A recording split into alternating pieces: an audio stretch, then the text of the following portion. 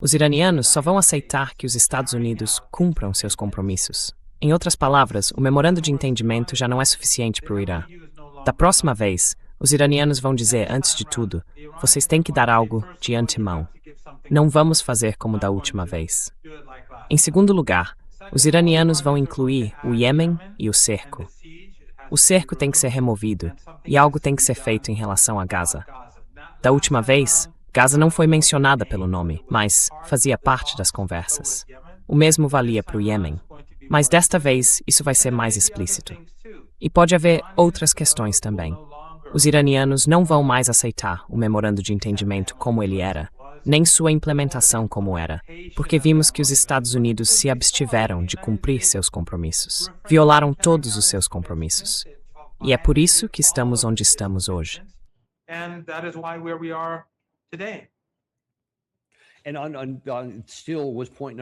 E isso ainda era o ponto número 1 ali. Você mencionou a possibilidade de incluir Gaza e especificamente o Iêmen. Mas e o atual primeiro parágrafo, que trata do Líbano? Porque na redação, algo sempre me chamou a atenção. Dizia que tinha de haver um fim aos combates, mas não dizia nada sobre Israel ter de se retirar. Mais tarde, algumas pessoas disseram que isso era uma exigência, mas isso não estava no texto efetivamente assinado. Isso também poderia mudar.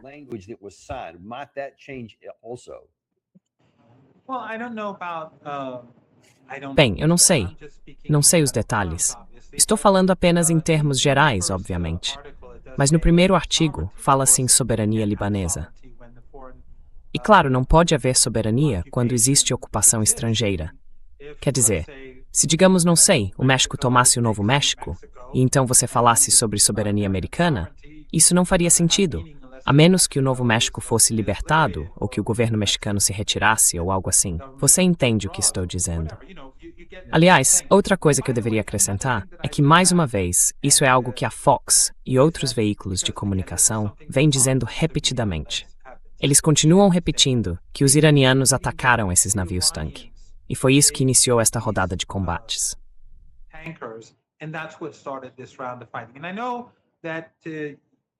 E eu sei que você conhece a realidade, e sei que sua audiência é muito consciente politicamente.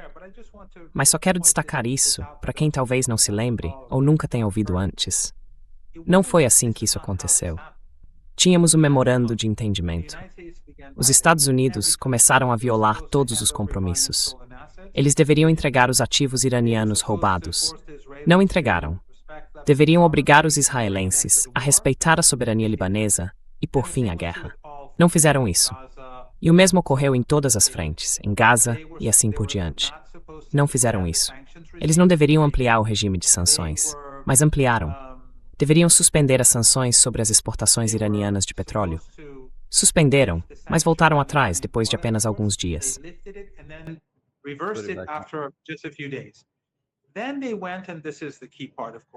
Então eles foram lá, e esta é a parte principal, claro, e abriram esse corredor no Estreito de Hormuz. E eu sei que você já discutiu isso, e peço desculpas.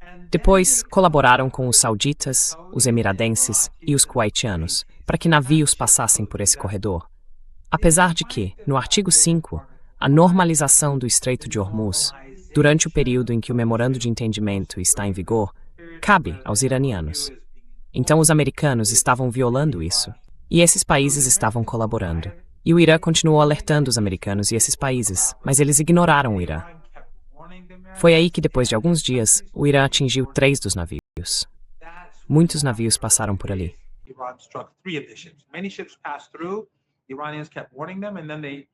Os iranianos continuaram alertando e então atacaram esses navios, 3 navios desses países, que sabiam o que estavam fazendo. Depois os Estados Unidos atacaram o Irã, outra violação, e reiniciaram a guerra. E claro, reinstauraram o cerco, o que é outra violação. Então os americanos violaram todos os aspectos do acordo. Mas sabe o que é mais interessante? É que no memorando de entendimento, depois de um mês, o estreito deveria voltar ao normal. Se os americanos tivessem esperado apenas mais 10 dias, ou algo assim, não sei exatamente quantos dias eram, então isso teria acabado. Em outras palavras, os iranianos, quer dizer, a passagem dos navios teria sido tão fácil quanto era antes da guerra.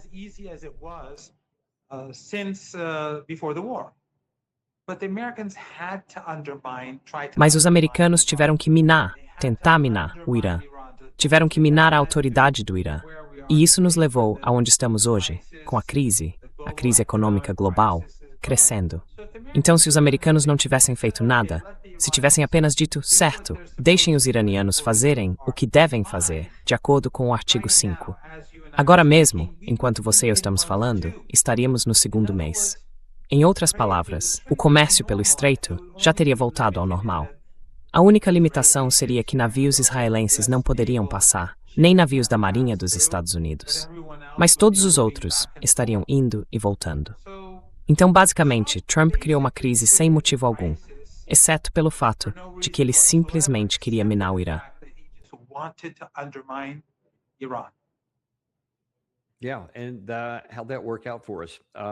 E como isso funcionou para nós? Não muito bem. Deixe-me fazer mais uma pergunta, porque, de novo, nesse contexto em que as coisas estão interligadas, parece que também se abriu uma nova frente nisso. Antes de mais nada, os Estados Unidos e a Arábia Saudita atacaram algumas unidades das PMF, as unidades apoiadas pelos xiitas, que fazem parte das forças de segurança iraquianas. E isso, é claro, deixou o governo iraquiano e também a presidência muito irritados. Também vimos que do lado jordaniano houve uma carta aberta dizendo que eles querem as forças americanas fora. Eles não querem que aquilo se torne um imã de alvos para que também sejam atingidos ali. Mas você disse antes que achava que foi um grande erro dos Estados Unidos e da Arábia Saudita atacar as unidades das PMF. Por que você diz isso?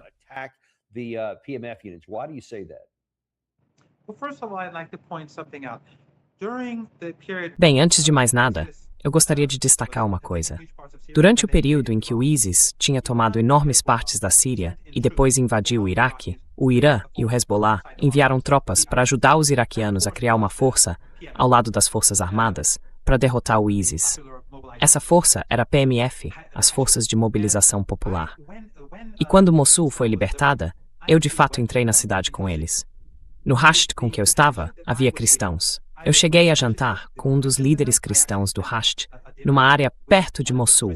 Não me lembro como se chamava aquela parte do país, mas ele era cristão, financiado pelo Irã, apoiado pelo Irã. Eu fui com ele, com outros 2 acadêmicos e especialistas, e nós jantamos com ele e conversamos.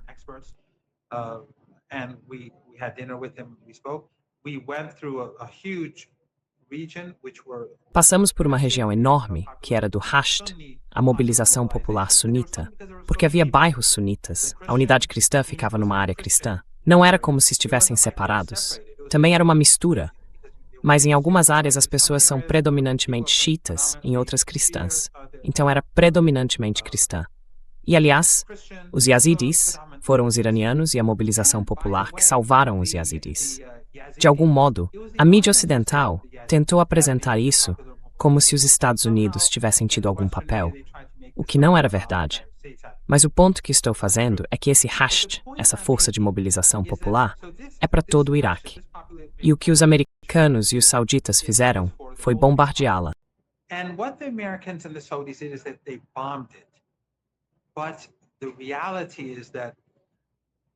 Mas a realidade é que os ataques, eles bombardearam porque disseram que tinham atingido a Arábia Saudita. Mas na realidade foi o Iêmen, tanto no primeiro quanto no segundo dia. Não foi o Iraque. E eles foram lá e bombardearam essas unidades que faziam parte das forças armadas iraniano-iraquianas. E os sauditas também foram desonestos, porque disseram ontem, ou seja, não hoje, mas anteontem, que drones atingiram a Arábia Saudita. Também não houve ataques contra a Arábia Saudita ontem, nem do Iêmen, nem dos iraquianos. Mas parece que a Arábia Saudita não quer atribuir os ataques ao Iêmen, ou não sabe o que fazer em relação ao Iêmen. Então, tenta culpar o Iraque e descontar no Iraque. Mas isso provocou uma enorme revolta no Iraque, e as pessoas estão protestando e exigindo vingança.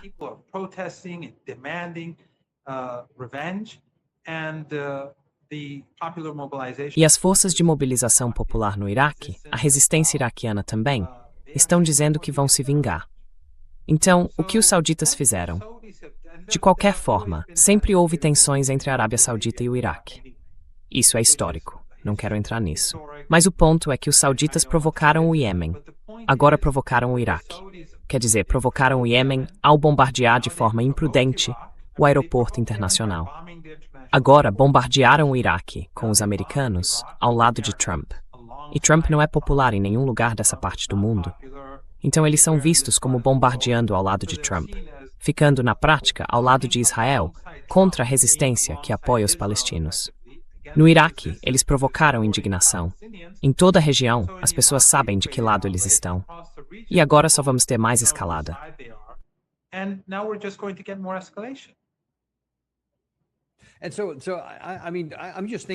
E então, quer dizer, estou pensando só do ponto de vista militar. Os sauditas, mesmo com o apoio de aviões-tanque dos Estados Unidos e outras coisas que tiveram desde 2015, nunca conseguiram derrotar os Houthis. Nunca, não importava o que fizessem. Em terra, no ar, não fez diferença nenhuma. E eles simplesmente se desgastaram até que, por fim, meio que levantaram as mãos ou algo assim. E agora, com esta guerra tendo começado, e voltando ao governo Biden, eles tentaram fazer algumas coisas com os Houthis, que estavam tentando impedir a navegação no Mar Vermelho por causa do que estava acontecendo em Gaza e assim por diante.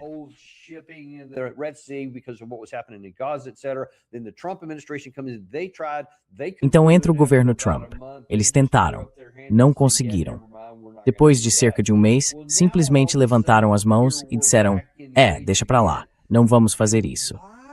Bem, agora de repente estamos envolvidos de novo. E por que a Arábia Saudita, pelo que você consegue entender, iria querer acrescentar mais uma frente à sua guerra? Quero dizer, eles já têm a questão com o Irã, tem a questão do fechamento de Bab al-Mandab, e agora a atividade cinética ali. Por que querer acrescentar mais uma frente do lado iraniano ou do lado iraquiano?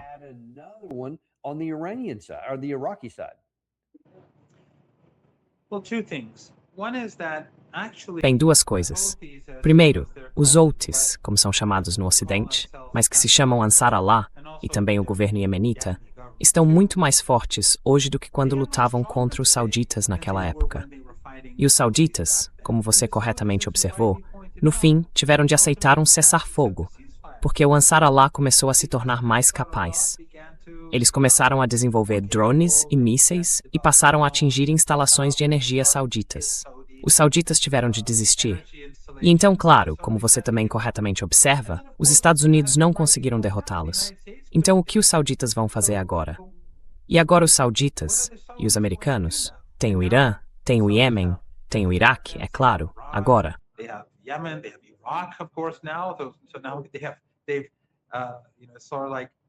Então agora, eles estão, de certa forma, mexendo com vários vespeiros. Mas há outra coisa, e acho que isso pode estar ligado à sua resposta. O Dr. Larijani, que é presidente do Conselho Supremo de Segurança Nacional, e que os americanos e israelenses assassinaram durante a Guerra de 40 Dias, certa vez disse numa conversa privada, mas a pessoa com quem ele falou contou isso em uma reunião. Ele disse, olha, conheci muitos desses líderes, porque ele era presidente do Conselho Supremo de Segurança Nacional. Ele ia e voltava em delegações, nas quais se encontrava com esses regimes familiares árabes, do Golfo Pérsico, e assim por diante. E ele disse, olha, muitas dessas pessoas entendem o que estou dizendo. Elas entendem o que estou dizendo.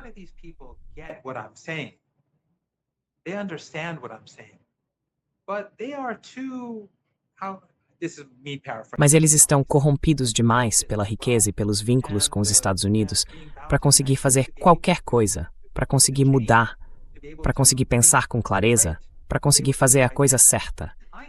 Isso é uma paráfrase minha. Não foi isso que ele disse. Acho que Mohammed bin Salman está cercado de bajuladores. E não acho que ele tenha sido criado para pensar de uma maneira razoável. Lembrem-se, este é o cara que sequestrou o primeiro-ministro libanês e o espancou. Este é o cara que mandou assassinar Jamal Khashoggi, um cidadão saudita que era próximo do governo saudita, até se afastar um pouco. Ele e eu costumávamos debater. Ele defendia o governo saudita e eu criticava o governo saudita.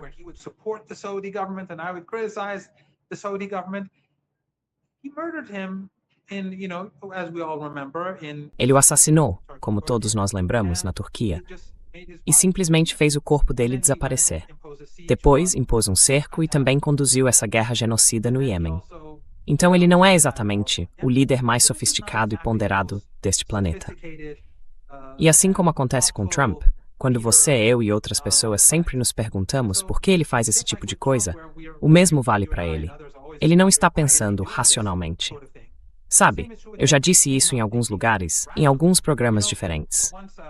Quando eu era mais jovem, acho que uns 20 anos atrás, lembro que meu bom amigo, Alistair Crook, costumava realizar essas conferências, esses seminários, em Beirute.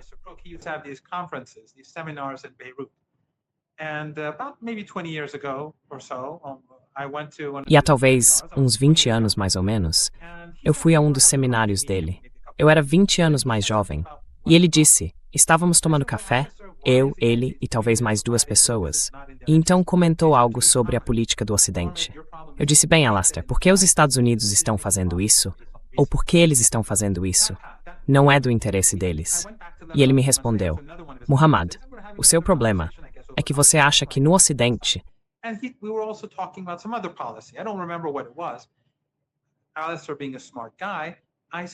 Alasdair, sendo um cara inteligente, eu disse, bom, Alasdair, sabe, por que eles estão fazendo isso? Isso não é do interesse do Ocidente. Ele respondeu, Muhammad, lembra do que eu te disse alguns meses atrás? No Ocidente, eles não pensam de forma racional. Eles não conduzem políticas com base no pensamento racional. São emoções. Grande parte disso é emoção. Então acho que quando se trata de Trump, isso é 2 vezes mais intenso. E acho que, quando se trata de Mohammed bin Salman, provavelmente é a mesma coisa que com Trump. Não se baseia em pensamento racional. Caso contrário, nem estaríamos aqui em primeiro lugar. Não teria havido a guerra de 12 dias. Não teríamos tido estes 5 meses de guerra. E não estaríamos vendo os acontecimentos dos últimos dias se desenrolarem da forma como estão.